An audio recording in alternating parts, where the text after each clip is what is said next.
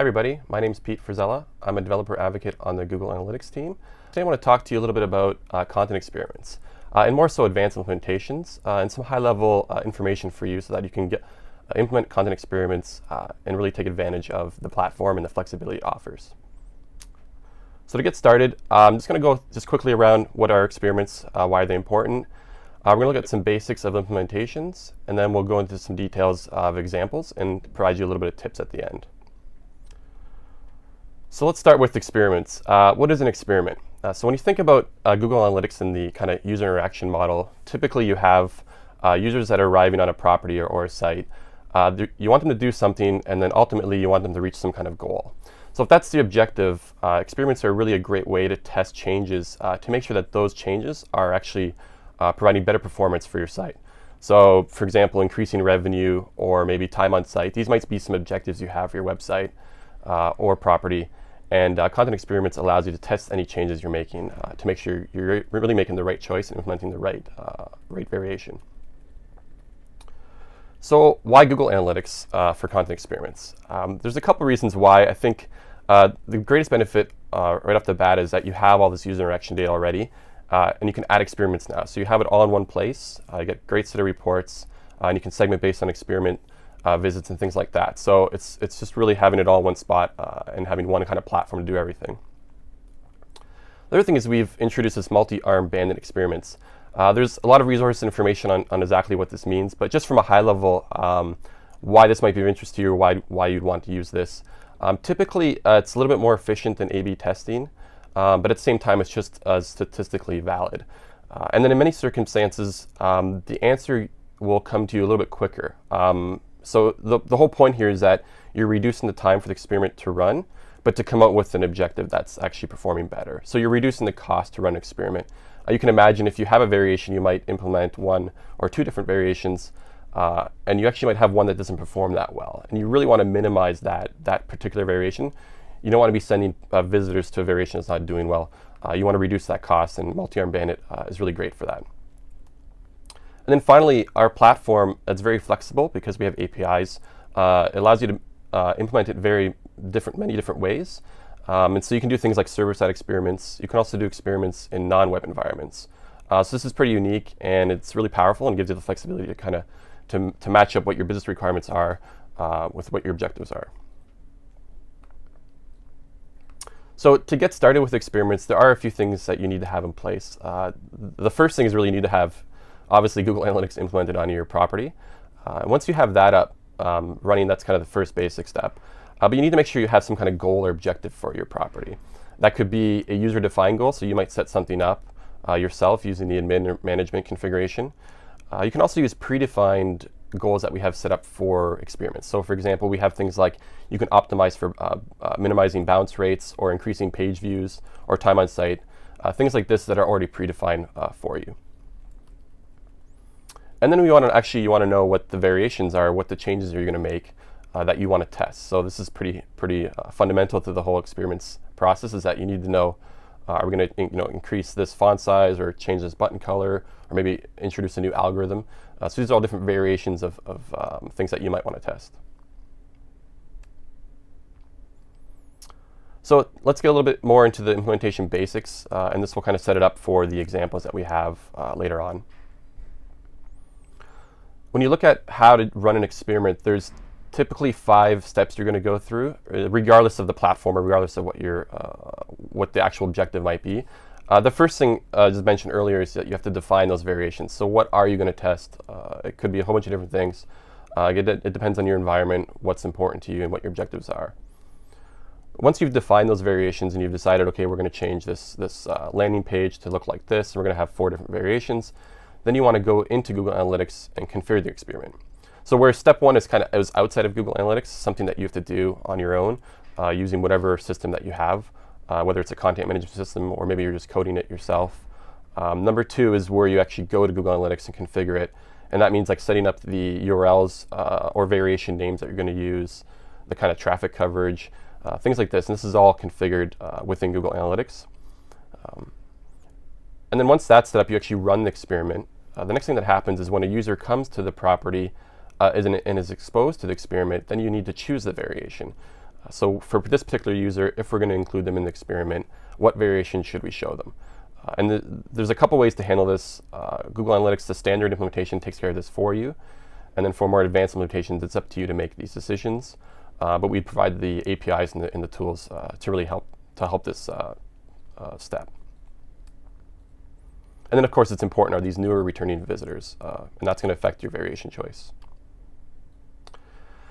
Once you've decided which variation to show them, and you've actually showed them the variation, then you need to send data back to Google Analytics to indicate this. So what experiment are we talking about, and what variation did you show that user?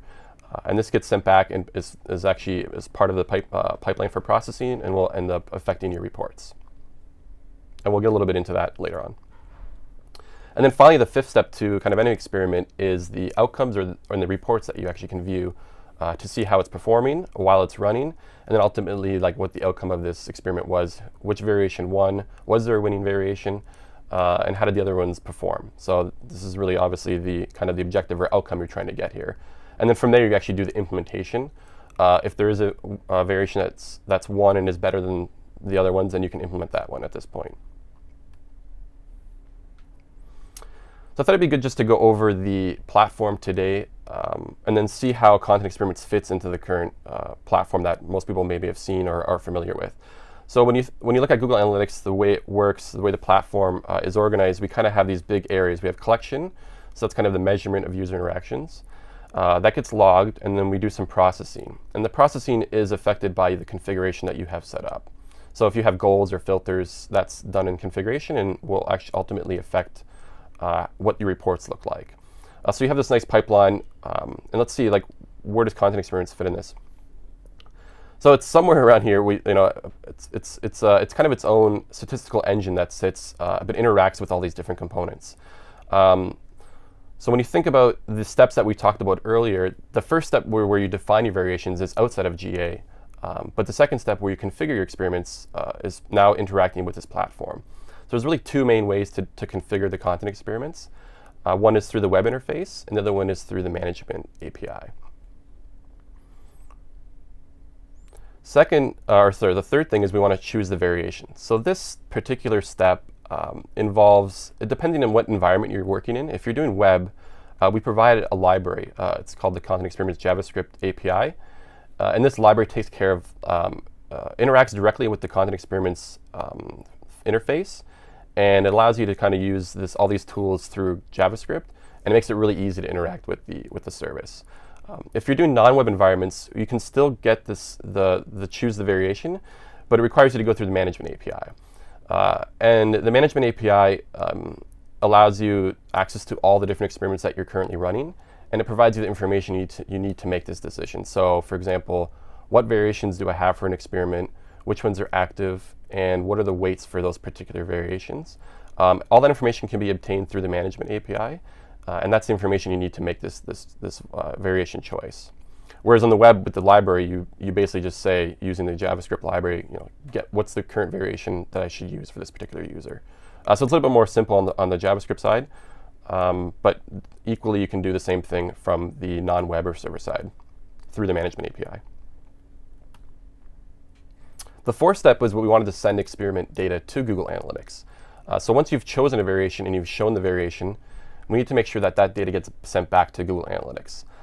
If you're doing web-based experiments through the browser and you're using JavaScript, you can use currently we have Analytics.js and GA.js, the two libraries for tracking or measurement, and you can send data through those interfaces. And the way it works is you set the variation or that you've chosen, or you're using the JavaScript library, which will take care of this for you.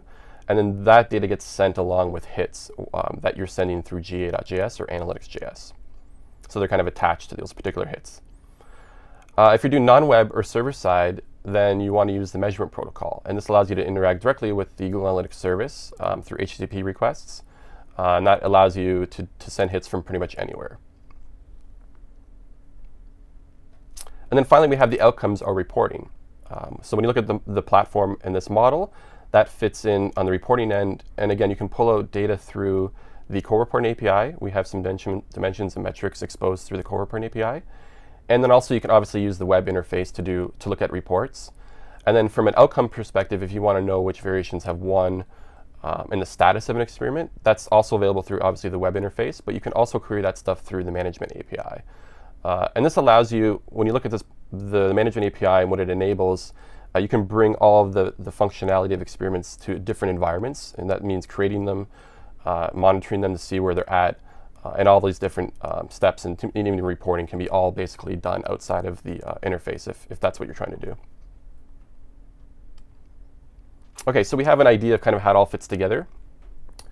Some of the important things you want to consider when you're running an experiment, there's kind of different attributes that are going to affect what libraries you should use, whether you should use the API, management API.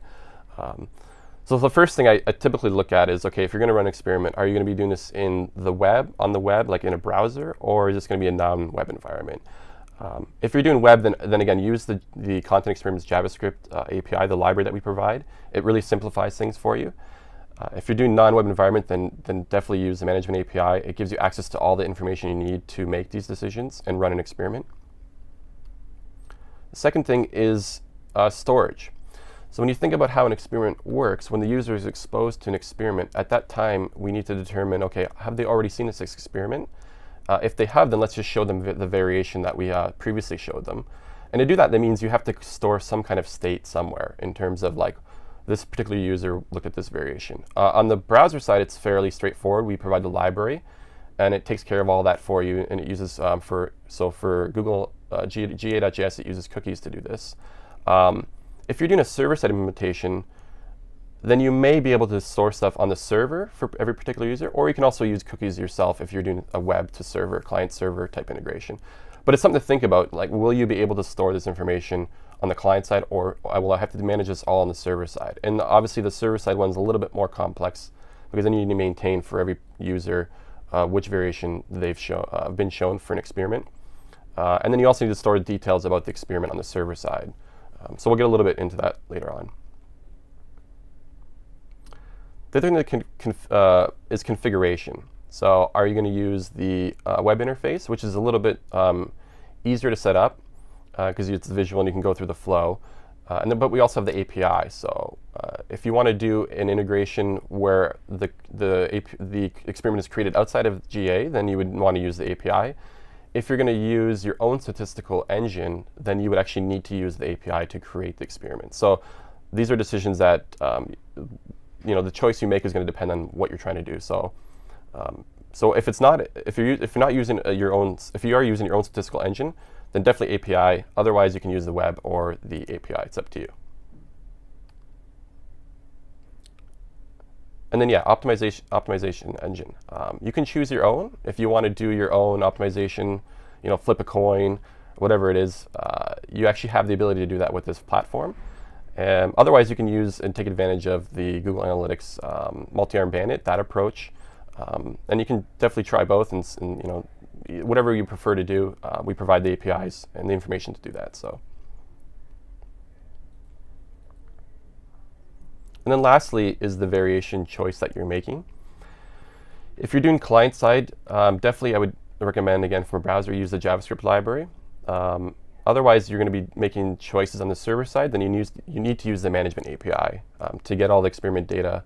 And at that point, you need to do things like determine whether the user should be included in an experiment, also determine what the current active experiments are. So this is all done on the server side, and we have detailed guides on how to do this on our developer site. So I'll get into that a little bit later. So let's look at some high-level implementation examples. And the whole point of this session here is really to talk more about high-level steps that you need to consider when you're implementing some of these more advanced implementations for experiments. We do have 2 solution guides that were published recently. One is on content experiments without redirects, and the other one is running a server-side experiment. So this video really complements these 2 documents, so I recommend that you check out these 2 solution guides. They really go into the details on how to do this stuff, and they provide some code snippets, and they really explain all the steps that need to happen to do most of the experiments. There's just a few things from like a implementation perspective that I'm going to talk about now that really doesn't go into details, but if you read these docs combined with what I'm talking about today, you should be able to basically implement pretty much anything that you would like to do regarding the content experiments. So definitely check these 2 documents out. We'll provide links later on for you. So there is kind of 3 other integrations that, or 3 implementations that people have kind of asked me about that aren't necessarily covered in specific details in the documentation. And there's a few little things that you need to do to make all these work. So let's go through them. One of them is CMS integration. So if you have a content management system, it'd be great to actually integrate this experiments right into that system. So how would you automate this process, right? If you think about content management systems today, typically someone's sitting there writing some new content or making a change to a page. Now, when they make a change to the page, if you have Google Analytics set up and you have objectives, it'd be great at that point to then offer that person the option at that point to test this change before it actually gets published. So it doesn't work for every change that you're doing, but certain things that are significant that you're making these, you're making significant alterations to your site, and you really want to see, is this a good change or is this going to be effective in terms of improving our goals? So it'd be great to have this kind of flow where the user edits the page, CMS offers the option to test the change, and then the experiment runs. And then you actually don't publish anything until you've concluded the experiment. And if there's a clear winner, and you can test multiple variations of this change, then you can actually publish and finalize that change after you've already determined that it's going to improve the objective or maximize or minimize what you're trying to accomplish on your site. So this would be a great flow for any CMS vendor, or if you have an in-house one that you want to provide this functionality to your users with in-house, definitely this can be done. And I'll kind of go through now what the steps would be to get this accomplished. So if we think about those 5 steps that you have to go through for kind of an experiment, the first one is defining the variations. So this is, for CMS, this is great. CMS are really good at defining variations. You can just add new pages and new content. And that's pretty much taken care of through this interface of the CMS system. And then you need to configure the experiment. So this can be all done through the API. So you can imagine you would create the variations in the interface of the content management system. At that time, it would ask you if you want to run an experiment. And then you would use the management API to create that experiment in Google Analytics. And there's a few things that you want to do here. And this is kind of what people don't always, or usually ask me about, and what I let them know is that when you create the experiment using the management API, there's a property, an argument that you can set that's called editable in GAUI. And if you set this to false, it will prevent the user from going into GA and changing that configuration for that experiment.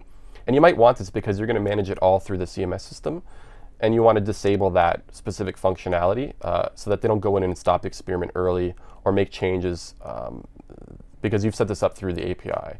And that prevents any changes in the UI from happening. Then the other thing you want to make a decision around is the serving framework. And I'll get into this in a sec, but redirect or API. So what does this actually mean when we talk about the serving framework, right? And when you create it through the API, this is something that you have to set. By default, it'll be redirect if you don't set it. So what does this actually mean? Setting the serving framework to redirect is basically what you would get if you created an experiment through the web interface. This is kind of like the standard implementation. And this is where you have this JavaScript snippet, and you place it on your original page. And what happens is when the user visits that page, it redirects them to the URL that's been chosen for them, or the page that's been chosen for them, the variation. So when you look at it through the API, when you create an experiment through the API, if you look at and you list the experiment, you'll see there's a JS snippet property of that experiment. So this is kind of like a helper property. It gives you this JavaScript code that you would want to use for this particular serving framework, and it provides it, and it fills in the ID for you automatically. So if you looked at the response from the management API for a serving framework that's set to redirect, you would basically get the JavaScript code that you would have seen in the web interface. So it's that same JavaScript snippet. If you set it to API, the serving framework, then you end up with a JavaScript snippet that's more intended to use when you're creating the experiments outside of the web interface. And it provides you with this helper JavaScript snippet that you would want to use as part of your implementation in the content for the content experiment. So those are the kind of 2 differences. You could actually set redirect and use the JavaScript snippet from the API one. It wouldn't make a difference. It doesn't actually affect anything else. It really just changes that snippet for you to really just give you, it's just a helper for you. So once you've decided on that, the next thing you want to do is you have to actually choose the variation for the user when they visit the experiment page. So if you're doing redirects, so the CMS system can actually just use the redirect method, and they would just provide, so you'd want to just add the snippet to the page when you render to the user, and it would take care of the client-side redirect for you. It would basically act the same way as it would for the web interface implementation. Right? If you're doing an API implementation for content management systems, so now you're handling everything yourself, there's a couple of things you would need to do. One is you're going to be making the choice server side. So that means you need to query the management API, understand what variations are active for this particular experiment, and then you'd have to serve that variation to the user based on the weights that you have for that variation and whether they should be included or not in that experiment. And this can be all done through the management API. And then you'd actually want to show them the variation that you chose for them. And then you need to just store on the client side, the way I would do is you'd store it on the client side in a cookie what variation was shown to the user. And at that time, when you've rendered the page to them, you would include the JavaScript snippet on the page so that you would set the chosen variation. Right. And then finally, you want to send the experiment data. And again, if you're using the redirect method, that snippet will take care of everything for you. It's the same as the web interface. If you're doing the API, then you want to use that JavaScript snippet, and you want to specify the chosen variation for this particular user in this particular experiment. And the way you do that is you use the set chosen variation method. And this is all documented in our solution guides and actual code that you need to do this. So definitely take a look at that. And then finally, we want to monitor the experiment as it's running. So in the CMS, you can imagine you'd have like an admin panel. The user would visit the administration panel, look at experiments that are currently running for their site, and see if there's any outcomes. And when there is an outcome, if there's a winner, then you would want to give them the option at that time to publish that particular experiment. And this can all be managed outside of GA in the CMS itself as a plugin, maybe for WordPress or things like this, that you can actually create a plugin that would handle all this stuff. OK, so another thing people ask me about is the statistical engine if they want to use their own. So we do touch on this in the solution guide a little bit, but I thought it'd be good to cover it again because there's a few things that maybe aren't clear in the solution guides since they cover a little bit different scenarios. So let's talk about this statistical engine. So again, if you're doing the statistical engine on your own, defining variations is still the same. You're going to use it either maybe you're using a third-party optimization platform, maybe you're using a CMS system, or you're doing the variations yourself. But ultimately, you create different variations, and you want to run an experiment. So you would configure the experiment using the management API. And in this case, it's actually required that you use the management API to create this experiment. And that's because you need to set the serving framework, which we mentioned earlier, to external. And when you set it to external, it'll actually disable the multi-arm bandit. And then you can run your own experiments, and it won't actually affect anything in the reports related to what multi-arm bandit would have normally done. And then again, I think you want to set the editable in GA to false, because I don't think you want the user to go in there and change settings. But again, this is up to you depending on your scenario. But because you're going to be handling this all yourself externally, you might want to disable the GA UI. So setting it to external, what actually happens then is it disables the engine for multi-arm bandit. When you look at the experiment itself, the variation weights that are listed as part of the experiment will still be there, but they'll always be 0. And they won't get updated, because typically what happens is twice a day, the multi-arm bandit, that engine will update weights for variations to determine whether or not they should be active, and also determine what percentage of visits should go to those particular variations. So that's disabled completely when you do external. Also, when you create the experiment, the objective or goal is not required. So you can set it to leave it empty, and it won't complain. Whereas if you set it to API redirect, the serving framework, and you try to create without a goal, it'll give you an error. And then the snippet, again, the JavaScript snippet that changes depending on the serving framework. Again, we provide this helper script that you can use if you'd like, and it just loads this content experiment's JavaScript library. So if you are doing a web implementation still, you're going to want to load this JavaScript to send us the experiment data. So again, if you're doing this, then choosing the variation, you're in charge. So it's up to you how you want to do this, whether you flip a coin or whatever, it's up to you. But now you're managing this yourself, right, in terms of what variations should be shown. But you still need to send this experiment data. So we need to know, to get the reports populated properly, when you think back to the platform, we still need to know what experiment was the user exposed to and what variation did you show us. Now, you might have your own variation IDs if you're doing, so for example, if you're another third-party optimization platform, the user might have set up some variations and you have your own IDs. And then in Google Analytics, when you create an experiment, because you want to replicate it in Google Analytics, each variation is going to have its own ID, which is just kind of it's a zero index-based basically array or list. So the typically 0 is the original, and then you have 1, 2, 3 going on. Those are, you can think of those as IDs for the variations. So when you send us experiment data to indicate the experiment and the variation chosen, you just need to make sure that the ID that we have in our system is the correct one for the variation that you've shown, because you might have a different ID in your system. So as long as those two match up, you just send us the variation data by using the setChosenVariation method of their JavaScript library. And that'll ensure that all of the reports get populated with the experiment data. And then if you're doing non-web, then you don't need to worry about the JavaScript snippet. You can use the measurement protocol, and you can send data directly to us using HTTP GET request or POST, depending on what you're trying to do. And then you're going to conclude the experiment because you're going to decide when it ends or who the winner is. And once you've done that, you won't be sending us data anymore, and you can actually review the reports in GA though, and you can have all that data in there and do segmentation with user interaction data related to the experiment. So it works really well for, so we did integration with Visual Website Optimizer, and they're actually using this, and they're able to replicate experiments that they're running in their system in GA, so that you get this nice integration, and you get these really great reports that are specifically tailored for Google Analytics users. And it's great. Finally, we have non-web environments.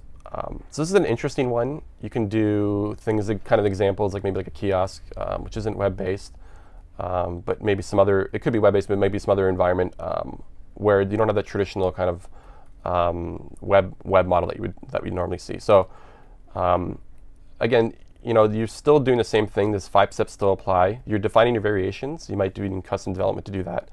But whatever you're doing, make sure you've implemented Google Analytics properly. So if it's non-web, that means most likely you're going to be using the measurement protocol to send hits to GA. And then also you still need to have a goal and objective set up. So what are we trying to improve? What is the actual goal that we're trying to either maximize or minimize? So that still stays kind of the same. So you can use, in this case, you can use the web or the management API to set up your experiment, whatever's easier for you and depending on how you want to set it up.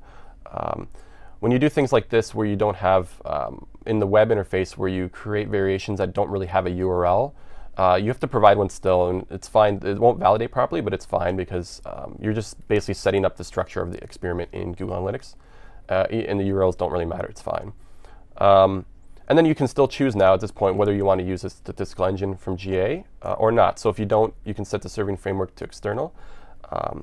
So when you look at this, the non-web is kind of like the, depending on what you're trying to do, it gives you all the different options you can use, whether you want to use this engine or not, whether you want to use, whether you're using JavaScript or a measurement protocol. You have the flexibility here, but you kind of have, web might be easier for you, management API might make more sense. It depends on kind of your setup. What's important to really consider on the non-web environment is how you're going to store information around particular users and what experiments they've seen. So when you think about the client side, a user visits a website, Google Analytics has a client ID. We know that the visitor has been exposed to experiment, and we can store that into a cookie. So when they come back again, we know to show them the same variation that they were originally exposed to. In non-web environments, this might not be easier. There might not be a way to store it on the client side, so you might have to manage this on the server side. So this is really important for you to kind of determine early on so that you can set up your experiment properly. And then is it even applicable? You may have a kiosk, for example, where the start to finish is one user, and you're never expecting that user to return or do something. So the experiment really just runs in a single kind of session. In that case, maybe storage isn't important for that particular user. And then also, if you're doing this on non-web environment, you're going to need to make variation choices on the server side. and that means you're going to be using management API to query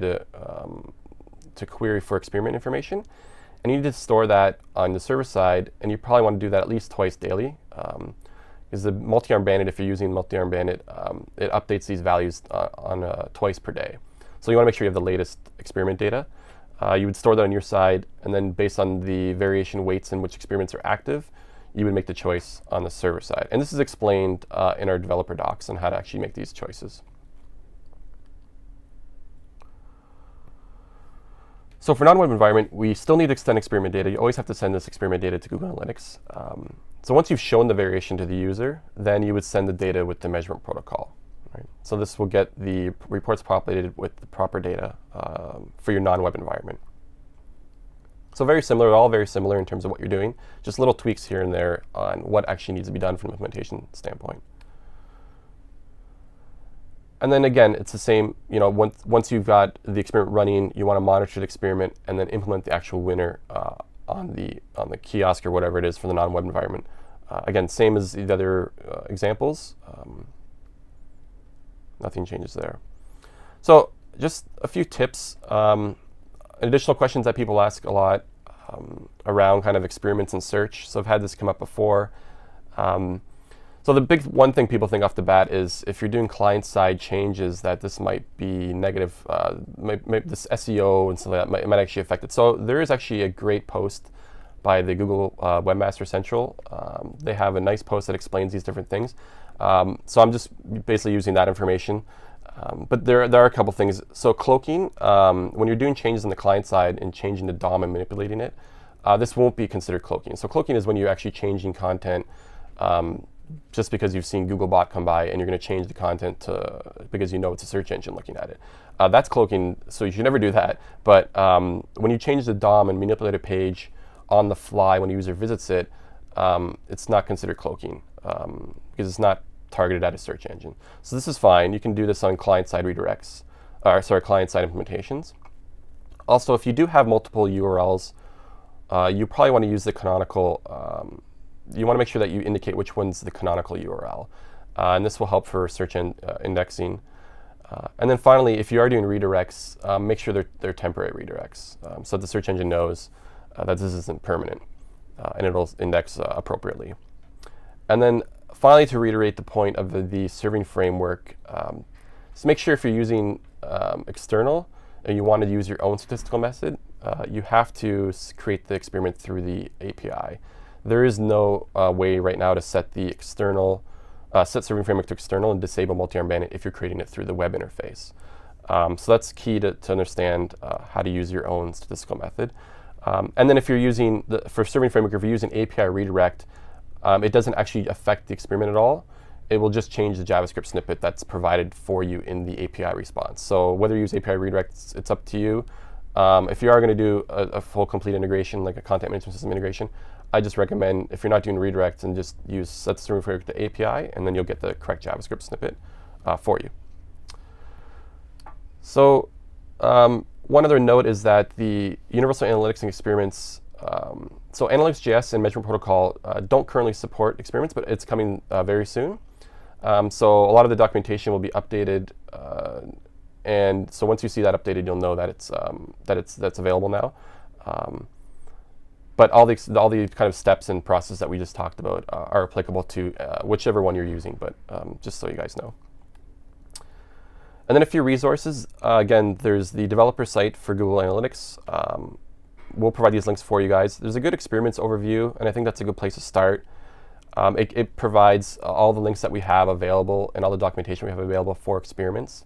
And then this video will kind of complement the existing solution guides that we have for redirects on the client side, or eliminating client-side redirects, and also running server-side experiments. So kind of this video combined with that will really provide you with a good overview of how to run advanced implementations for experiments. And then if you're interested more about the multi-arm bandit, there's a great article that's provided. I would go through the Help Center, and they really give you details of like how it works, why it's better, or why it's better maybe for certain situations, and really gives you some good detail on whether you might want to use that or not. So I think it's a great resource. And that's all for today. So I'd like to thank everybody for joining me. If you have questions, feel free to post them in the moderator, and I will definitely take a look and answer those questions online for you. So thanks again, and join us for our next Analytics Live, which we'll post on Developers Live. Thank you very much. Have a good day.